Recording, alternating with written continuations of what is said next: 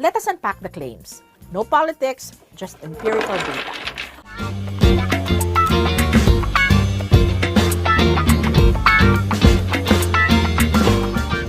When Ferdinand Marcos Sr. sat in power in 1965, the Philippine economy was in a mess.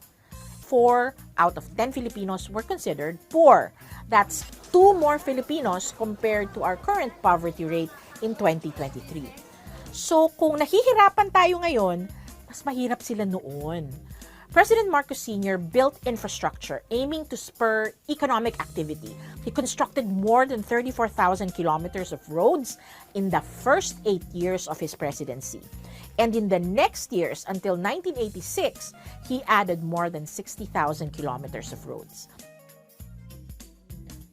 In fact, economists estimate that he multiplied the length of roads in the country by 3 times more. Bukod sa daan, nagkaroon din ng kuryente sa mga lugar na walang ilaw. For example, in 1978 alone, 182,000 households finally had access to electricity that year. Tinulungan din ni Marcos Sr. ang mga magsasaka. Sila yung lugmok sa kahirapan nung panahon na yon. By 1983 or 18 years after he sat down in office, he had built irrigation for 1.5 million hectares of agricultural land. The infrastructure development did not stop there. To name some, Marcos built hospitals, Philippine Heart Center, Lung Center of the Philippines, National Kidney Foundation, Philippine Children's Hospital, and cultural centers in Manila City, Tagaytay, and Tacloban, namely CCP, Folk Arts Theater, PICC, Manila Film Center, Nayong Pilipino, the People's Park in the Sky, Coconut Palace, Santo Niño Shrine. Ang dami! Pero kung mahirap tayo noon, saan kumuha si Marcos ng pera pampagawa ng mga ito?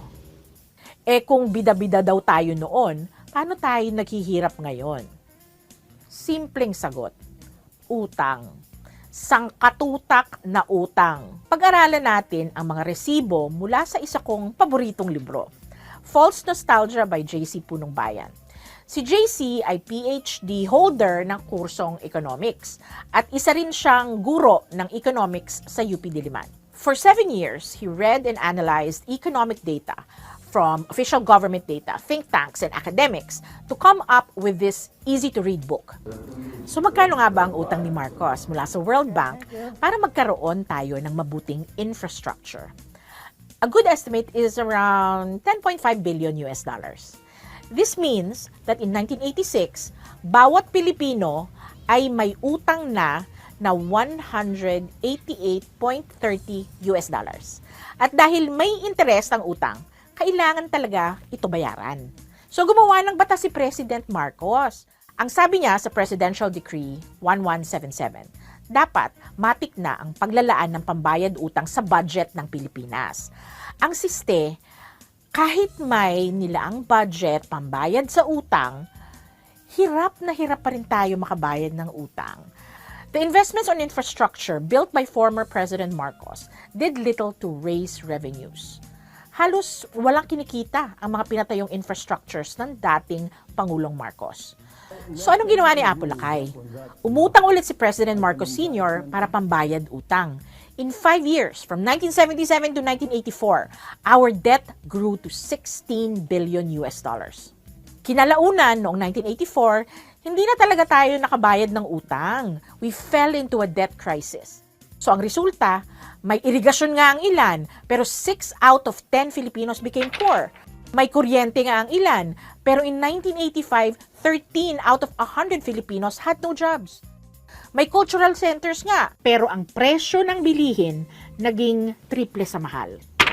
Kaya nga tayo binansagang, under martial law, the Philippines was dubbed the sick man of Asia, a label describing our decline from being one of the most developed nations in Southeast Asia to one of its poorest. So the Marcos Golden Age of Infrastructure, trot o charot? Trot sa karanasan ng ilan, pero sa kabuuan at sa kinalaunan, charot! O, diba?